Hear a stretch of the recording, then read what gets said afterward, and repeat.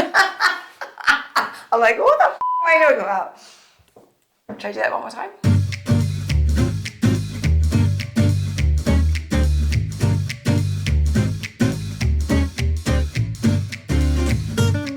Hello and welcome back to Boozy and the Beast, How to Drink Better. Now, a lot of people have asked us, how do they tell their wine preferences? They say things like, I know what I like, but I don't know what I like, you know? Yeah, maybe you're a little bit confused, wine curious, or have a fluid agenda. I do often find myself going for the same wines. If it's red, I do like a Malbec, and if it has to be white, then it's Sauvignon Blanc. I totally understand that, but there are over 10,000 wine grape varieties out there. So 10,000? We are going to be very busy. there are many episodes to come, guys. Bear with us.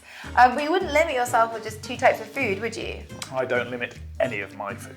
And wines vary depending where they come from. You might hate a New Zealand Sauvignon Blanc, which is typically quite fruity with gooseberry and tropical notes, but love a French Sancerre, also a Sauvignon Blanc, which is from a cooler climate and therefore it's greener, fresher, more mineral notes. Anyway, it's time to be curious. But the problem can be if you're faced with a shelf of wine or a restaurant menu, how do you know what style you actually like best? Let's look at flavour and your palate. So Robin, how do you take your coffee? Black. Like my soul. That is dark. That means you can probably handle astringency, spice, acidity. So try a Cabernet Sauvignon or a Cabernet Franc or a bold Chianti.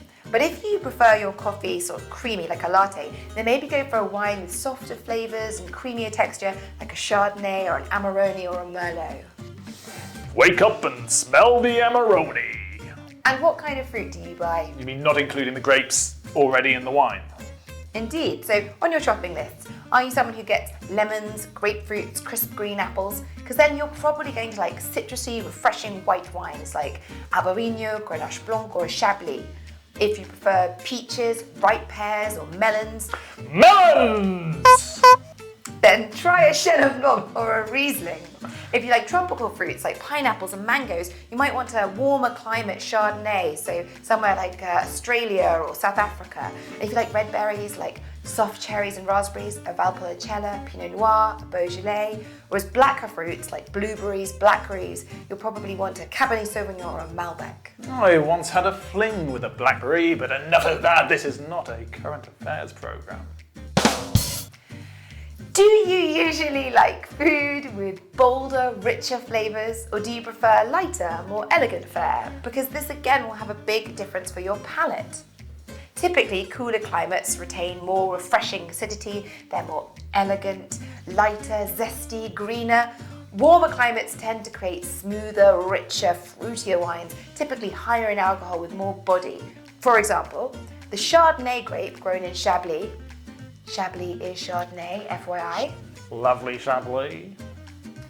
It's going to be fresher with more citrus, orchard fruit, white blossom and minerals.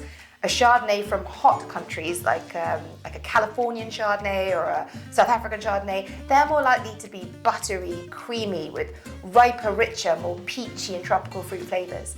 So keep an eye out from where the wine you like comes from. Also, do you like a bit of pepper and spice in your... Do you like a bit of pepper and spice in your life? Do Or in I? your food? Do I? Does he? He Do does, I? ladies and I gents. do. Okay. So peppery notes are common in the Shiraz, also known as a Syrah. And if you prefer a white wine, then white pepper notes are common in the Grüne Veltliner, which is an Austrian wine, typically.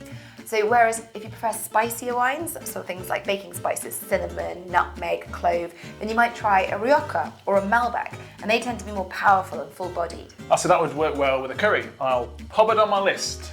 Nope, but we'll come back to curries in a later episode.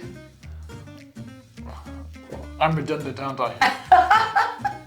Finally, are you someone who stops to smell the roses?